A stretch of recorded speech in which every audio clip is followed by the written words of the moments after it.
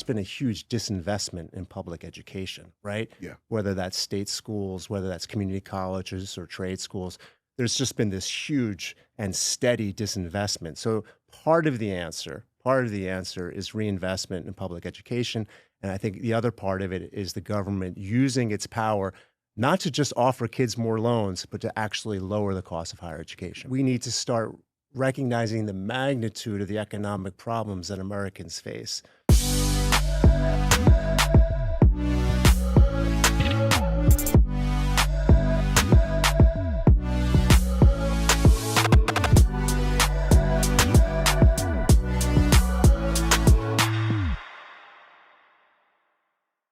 Good evening, good evening, good evening. This is the day the Lord has made. We will rejoice and be glad in it. Another day's journey. You know what I'm going to say, and so glad about it. So grateful that you're joining me for another Real Talk with Pastor Waller. And I'm excited because I am in real time getting to know someone who is also running for the 3rd congressional seat, who is actually from this neighborhood right over there on Sydney Street in the beginning of his life and has had a fantastic experience. This is Dr. David Oxman, and we're going to be talking about why you want to run for Congress in this crazy political toxic environment. Right. You who have been serving as a physician, tell us a little bit about who you are and why you're doing this. Well, first, it is such a pleasure to be here. So thank you for giving me the opportunity Absolutely. to speak and to your audience. So things to know about me. Yeah. Native Philadelphia, and my family goes back in Philadelphia, 4 generations on both sides. Wow. You know, lived all over Philadelphia. Born in Mount Airy, spent the first few years of my life here, and then just down Cheltenham Avenue in Wynmoor. Became a physician a little bit later in life and did my training at Temple. Spent a few years in Boston, then came back to Philadelphia. Okay. So that's a little bit about my story. I'm sure we'll get a chance to go into it more. Got you. You know, you sort of hinted at the question, why would I take this big step? Yeah. I think there's 2 big reasons. One, as a doctor, and I think the second one as a Democrat. Okay. So let me tell you the doctor one first. All right. So I'll start with the ending, which is the health of the city and this country is literally under attack. Whether it's the Medicaid cuts, the cuts to the ACA, the cuts to scientific funding, all of these things are huge on a national scale, and particularly to a city like Philadelphia that depends so much on scientific and medical research and those dollars. Yeah. And I thought as a doctor could no longer just sit by. I think the other thing is, as a Democrat, we've all witnessed the calamity that was 2024, where we let a felon and a wannabe dictator win this election. We lost a Senate seat. We lost a couple congressional seats. Yeah. I think generally people in the Democratic Party felt, how should I say, a little uninspired, I think across the board. And I have my theories, and we can talk about why that is, but I think part of that was that Democrats sort of failed to connect. Yeah. They failed to make people think that they were willing to tackle the big problems people faced. Got you. And so I thought in this moment, when someone who has credibility in the community, but also offering a different voice, I stepped forward. And thank you for that. You know, tags are always dangerous. I find that as an African-American pastor who is a Democrat, you know, the Black church, we tend to be theologically conservative, but socially liberal. So we frustrate both sides because on some level. Well, that's how you know you're doing it right. Exactly. So you are a Democrat, but if we had to put you in one of those silos of conservative, liberal, how do you self-define? That's great. You know, it feels like it's the record store. You know how everything's got to go in a bin. Exactly. You know what I mean? And you know, not everyone goes exactly in the bin. Right. But that's right. But you can't fight. You can only fight it so much. I think, you know, if you look at my economic views of what we need to do in this country, you would label me as very much a progressive. Right? Okay. All right. So, for example, and we can talk a lot about healthcare, but our healthcare system is broken. And, Yep. God love the ACA. It's done Mm-hmm. a lot of good things, but we need to go beyond that. Got it. Our tax system. I mean, I don't think saying that we need to make billionaires and so forth pay their fair share is a socialist idea. I think this is very much a mainstream idea. Right. Look at higher education. The fact that students are saddled with tens of thousands of dollars. Yeah. The fact that we need to change this. I think I'm one of those that I think we need to start recognizing the magnitude of the economic problems that Americans face. I think on cultural issues, I mean, I'm a mainstream Democrat, and I certainly don't want to throw anyone under the bus. I Okay. think sometimes some of the cultural issues have gotten in the way of Democrats reaching wider audiences, so to Okay. speak. Okay. Yeah. So help me with that. What does that mean? I knew you were going to follow up with that. Well, I mean, you've seen the way the Republicans have weaponized some of these cultural issues Yes. against us. Okay. Whether it has to do, I think they try to make certain things into identity type politics to try to divide us. Mm-hmm. And I'll be honest with you, Pastor, I don't have all the answers on how the Democrats should approach that. Mm-hmm. All I know is what I see is that sometimes that gets in the way of connecting to a larger economic message, Okay. which I think obviously not only the right thing to do, but I think is political winners for Mm-hmm. Democrats. Got it. Yeah. So and you brought up student loans. Yeah. That's a significant issue. I didn't have them because I was in the Army. Bro. So I'm from the 80s. I'm 61 years old. So I was in college in the 80s and in the Army National Guard. Right. And so I literally did the commercial 1 week in a month, 2 weeks out of the summer. There was no deployment. Right. So my whole 6 years, I mean, I was a 19 Delta, but they paid my Right. full state tuition. Right. So I don't have that, but I've watched my children's generation. Yeah. So, but what would be an answer? Because the loan was borrowed. Right. The debt is there. Right. What can the government do about it? I mean, you spent the money, you took the loan. Right. What could happen? Right. And I think you point to the idea of why some of the the student loan forgiveness Yes. probably was a bit controversial. Yeah. I think, well, listen, at the end of the day, the problem is not students don't have enough access to loans. The Okay. problem is, why does college cost so much money? There it is. So I like to tell the story about my dad. Went to Penn State. He graduated in 1958. Okay. Yep. 1956, in the summer, he takes a job driving a truck for the Inquirer. Yep. Very lucrative job back then. Right. Makes about, I don't know, $1,000, and he's able to pay off his whole tuition and room and board for the year. I looked it up. In 1956, tuition at Penn State was $800. I didn't believe it until I looked it up. Now, Wow. in-state board and tuition is $40,000. That's right. I think that's like an 8,000% growth. So what happened? Why did the cost of higher education so far outpace the cost of inflation? And then I think there are many inputs, but what I know is not the answer is giving kids more loans to Right. pay for it. Got I it. think what government Got it. should be doing is working very hard to lower the cost of education. There it is. So I'll give you just one idea. For example, the government could incentivize colleges to lower tuition. How could they do that?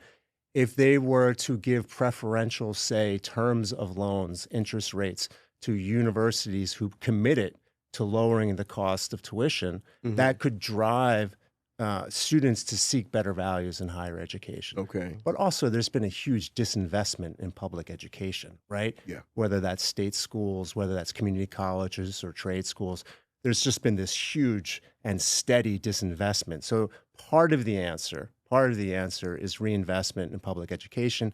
And I think the other part of it is the government using its power not to just offer kids more loans, but to actually lower the cost of higher education. Got you. Yeah. All right. Well, thank you for that. So you're David Oxman, and you're in a field with a number of persons who are they're politicians. Right. They're sitting in.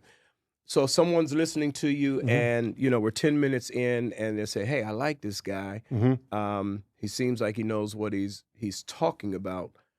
What would make that person think the maze of politics that you're ready for that? Right. What about your training, preparation, lived experience makes you ready for sitting in a congressional seat? Well, Pastor, I can tell you what I look for in a representative, Okay. right? So, and it's not necessarily political Okay. pedigree, although, it's not a total disqualifier for me. Right. But it's more like, one, do you have the skills? Do you have the intelligence? Are you able to ask the right questions? It's also about values and experience. And I think what I bring is that values and that experience, in addition to, I think, the skills that I've refined over years as a physician, right? Which is about assimilating vast quantities of complicated information, and also explaining it to people. A large part of what I do as a doctor is communication. And I think what I want people to know is about the values in the world experience. So as I like to say, as an intensive care doctor, I meet people literally on the worst days of their lives. No one wants to come and see me, an intensive care doctor. And I've had the privilege of caring for Philadelphians from every corner of this city. And I have seen how, the end result of the unsolved social and political problems wash up on my shores daily and literally written on the bodies of my patients. So when I see patients, they may be due to some biological disease, but it's either many are either created or worsened by political and social failures, lack of economic opportunity, lack of educational opportunities, the desperation that gets born into addiction and, gun violence. There are neighborhoods in our city where the risk of dying from gun violence is greater than a U.S. soldier in Afghanistan, right? So I see that and I know what's at stake. And I think the other thing sometimes it doesn't get a play in my biography is when I'm not working in the intensive care unit, I teach ethics to medical students. Okay. Why am I bringing that up? Because ethics is about how we live out our commitments to each other. And there's a saying that politics is ethics done in public, right? If you think about it, right? Every budget, every policy, every law is not just an economic or political statement. It's a moral statement. Yeah. So when I see somebody who's a diabetic and can't get their insulin, or a kid going to an overcrowded and underfunded school, these are not just political failures. These are moral failures. And that's the lens I look at politics through. And that's the kind of values I would bring to this job, because I know I have a very clear and moral vision of what is at stake in our politics. Wow. Thank you for that. So, when I think about, so I've been pastoring now for 36 years, and so I've led this organization for 32 of them and one other in Pittsburgh. My leadership style, it would be a real jump for me to have to step into a political context where I have so many other voices that I need to contend with before I make my decision. As a senior pastor, I get to sort of hear from God, check with a couple of people, and then shoot. Right. And a lot of us in the private sector, that's our leadership. But in the public sector, that's different. What about your lived experience makes you ready for the give and take of public leadership? Well, again, I'm just going to go back to my medical experience. So I never saved a single life by myself, right? Got it. Yeah. I don't know how to do everything in my ICU. There are so many other trained professionals that I rely on every day. And I've learned a lot about leadership along the way. Sometimes I cringe when I think about how I was maybe 20 years ago compared to how I am now. I know in order to lead a team, everyone has to feel heard, everyone has to feel respected, and you have to create a culture where people feel safe in bringing to you things. And what I've learned over the years, if you create that culture, uh, even as a pastor or as a Mhm. leader, Mhm. you do have to make someone has to make the final decisions, Yeah, right? that's right. But I feel like if you create that culture of trust and respect, even when people on your team may disagree, they're going to come along with you because they know of the broader culture. Um, so I think that has taught me so much about leadership. Got you. I'll tell you one other thing too. As an intensive care doctor, Mm. I have to go into some difficult rooms sometime. Yeah. I have to Yeah. go into rooms where people, for a lot of reasons, don't trust me. Right. They Right. don't trust me because of the institutions I represent, That's right. and they have good reason not to trust some of those institutions. But nonetheless, I can't do my job if I don't win trust. I literally can't take care of people if I don't have the trust of their families. And how do I get trust? Well, there's no secret sauce. You get trust by being trustworthy. And you be trustworthy by being honest, even transparent, even when it Mhm. doesn't, make you look so good. And you don't you don't shy away from showing people a little bit of their own of your own humanity. And I also know that you don't get trust, overnight. You constantly keep showing up and Yeah. you constantly keep demonstrating that you're trustworthy. And I think, if that's not a good training ground for politics, I'm not sure what is. Got you. Okay. Thank you for that. If I were to ask you about the area, obviously you're from Philadelphia. Mm-hmm. Um, from your perspective, there are Mm-hmm. myriad of problems, Yeah. but what what is the most pressing issue in the third congressional district as you think about the needs of the people? Right. What, from your perspective, is the most pressing issue? Well, I mean, the third congressional district represents the full diversity Mm. of Philadelphia, Mhm. right? Mhm. Economic, racial, religious, all that diversity is represented in the third congressional district. Mhm. And I think in many ways, there are two Philadelphias, right? There's a Philadelphia that is getting more and more prosperous, more and more attractive to people coming in from the outside, Mhm. and there are neighborhoods that are being left further and further behind. And we can only go forward as a city together, right? And it's not going to work any other way. Mhm. So I mean, I think there are huge disparities in how this prosperity in Philadelphia is playing out. And I think the biggest one is in education, right? I mean, our schools, and obviously a lot has to do with the city and the state as well, but our schools are not fairly funded, right? I mean, you have schools that have so much less than other schools. The same is in business, right? You have areas that are not have seen incredible disinvestment. Mhm. Um, Housing, right? So much of wealth is has to go comes from owning a home and being right, and the generational wealth that accrues with that. I think a biggest thing that a congressperson can do, and remember, the congressperson's job is really being the conduit from the Yes. federal government to the city. Yes. You're Mhm. part of a team, right? You're part of Team Philadelphia, so to speak. And I think the biggest thing that they can do is help lift up and invest in those communities that are at risk of being left behind. Mhm. Mhm. Thank you for that. And so you've talked about education, Hmm. and that is a huge issue. Um, we are very committed here at Enon to the public school. One of the reasons that we don't have a church school, if you Hmm. will, is my core conviction is the public schools are our schools. Right, So Martin Luther King is our high school. right. Building 21 is our high school. Emlyn, all of those. h- what is an answer from the congressional seat Hmm. to the inequity as you understand it? Right. What does that look like? What does help from the cavalry look like when you get there? Yeah, I just pull back for a Okay. second. this country spends a lot of money on education. If you look at where the United States is in terms of spending on education, it's Mhm. top 10. Okay. Right?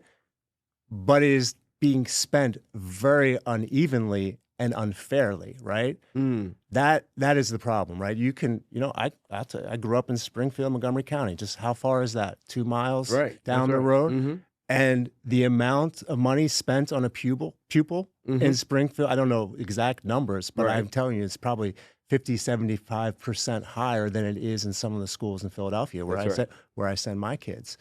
So I think the federal government really needs, through Title I and all these other programs, needs to help fill in the gaps.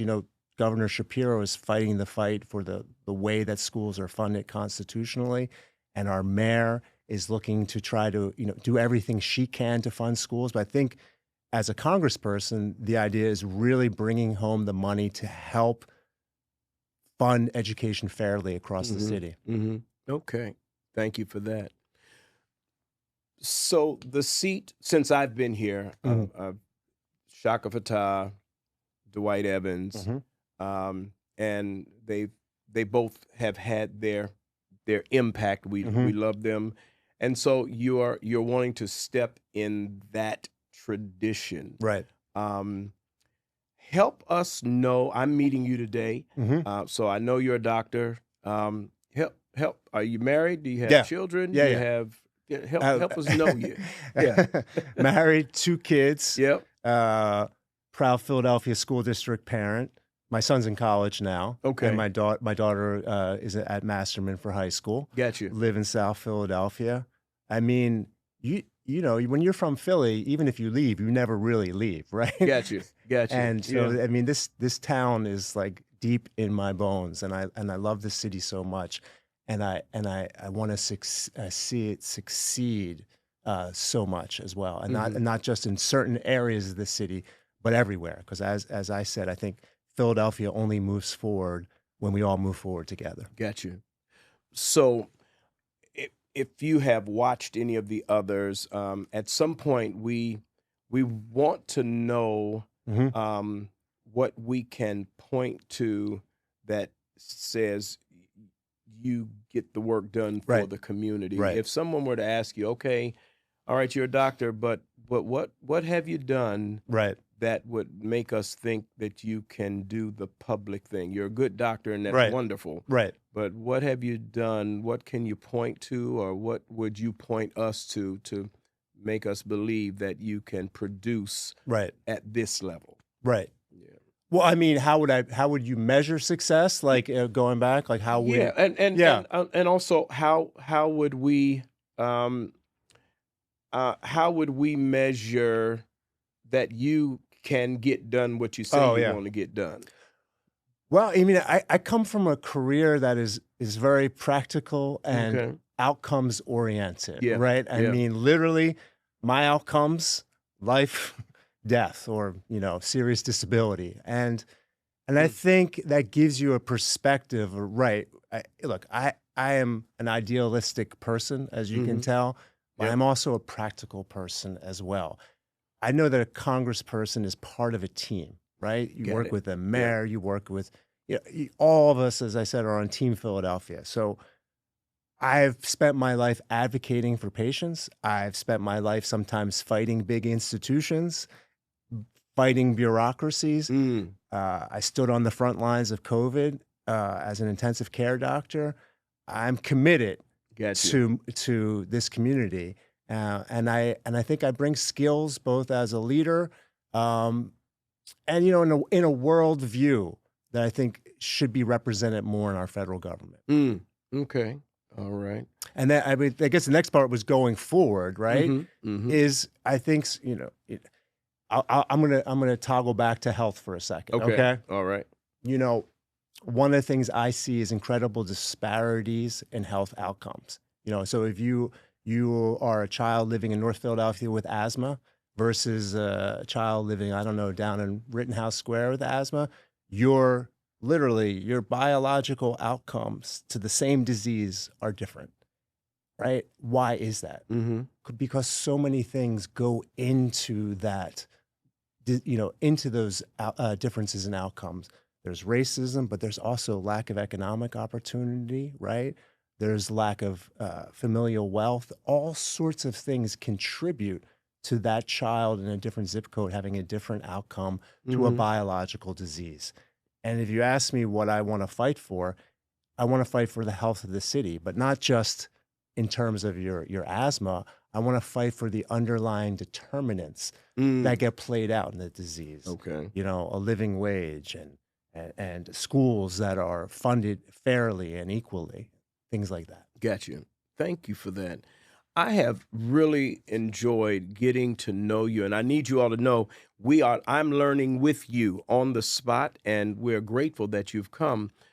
Is there anything that I didn't ask you that you think people who are listening to this program need to know about you as they prepare to come on the 18th to hear the dialogue between all of you? Is there anything I didn't ask that you want people to know? Well, I mean, I think we covered a lot of ground. And I'm sure as I'm driving away, I'm going to think, well, that was the question I should have asked. But I guess what, I would like people to know Yeah. is about, I don't come with a legislative record like some of the other candidates, Hmm. but I come with the skills and I come with the values and the experiences that I think could really represent this district. Hmm. All right. All right. Well, this is David Oxman.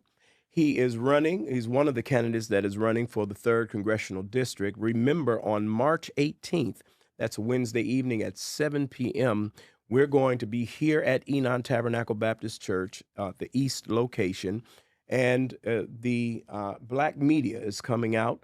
We have WRD, the Tribune, the Sunday Sun, and Fun Times Magazine. And I am very excited that our own Michael Fuller, who is a child who grew up in this church, he's now on the air in Harrisburg, but we know he is headed for high places, and he is going to be our moderator, and we're going to get a chance to hear from all of them.